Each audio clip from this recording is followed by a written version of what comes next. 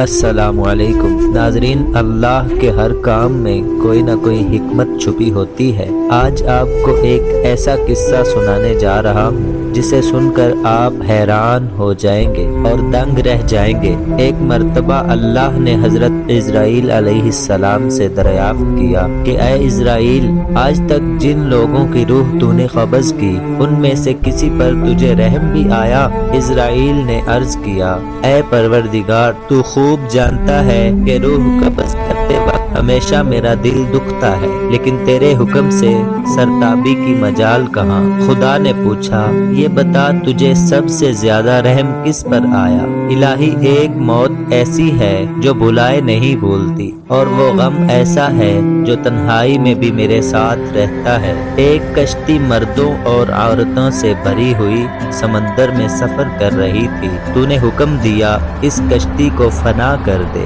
میں نے کشتی کو پاش پاش کر دیا۔ تو نے فرمایا، سب مردوں اور عورتوں کی روحیں قبض کر لو، لیکن ایک عورت اور اس کے نوزائیدہ بچے کو چھوڑ دے۔ میں نے اس حکم کی بھی تعمیل کی، سب کی جانیں قبض کر لی۔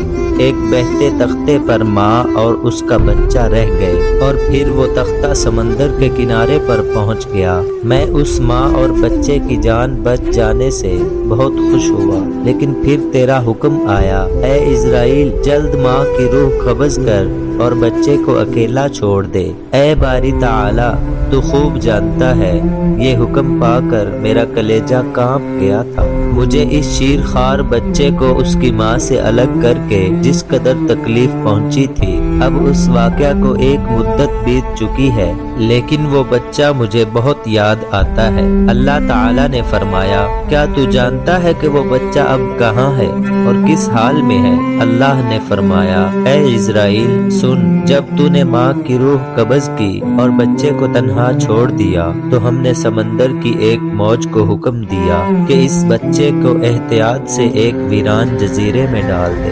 اس جزیرے میں ایک سرسبز اور گھنا جنگل تھا، یہاں صاف شفاف میٹھے پانی کے چشمے بہتے تھے اور بے شمار پھلدار درخت تھے۔ اس جزیرے پر ہم نے اپنے فضل و کرم سے محض اس بچے کی خاطر لاکھوں خوشنما اور حسین پرندے بھیجے جو ہر وقت چہچہاتے اور نیا راگ الاپتے تھے۔ ہم نے چنبیلی کے پھولوں اور پتوں کو حکم دیا کہ اس بچے کا بستر تیار کرو تاکہ وہ اس پر آرام کی نیند سوئے۔ ہم نے اسے ہر خوف اور خطرے سے محفوظ کر دیا۔ آفتاب کو حکم دیا کہ اپنی تیز دھوپ اس پر نہ ڈال۔ ہوا کو فرمایا، اس پر آہستہ آہستہ چل۔ بادلوں کو حکم دیا، اس پر میہ نہ برسانا۔ بجلی کو ہدایت کی کہ خبردار اسے اپنی تیزی دکھا کر مت ڈرا۔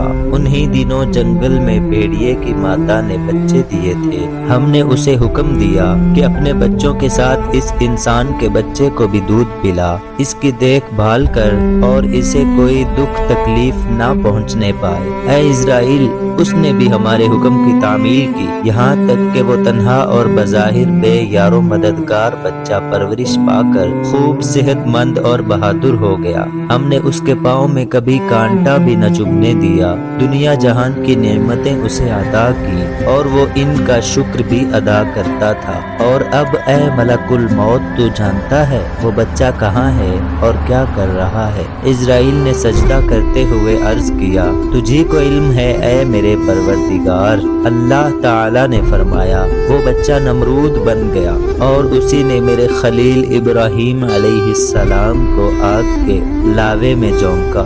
اب وہ خدائی کا دعویٰ کر کے اے اسرائیل لوگوں کو میری راہ سے ہٹاتا ہے اور ان پر تشدد کرتا ہے۔ اللہ اکبر۔ ناظرین، امید ہے آپ کو یہ سبق آموز واقعہ بہت ہی اچھا لگا ہوگا۔ اگر ہماری ویڈیو اچھی لگی تو میرے چینل کو لائک کریں، سبسکرائب کریں۔ جزاک اللہ۔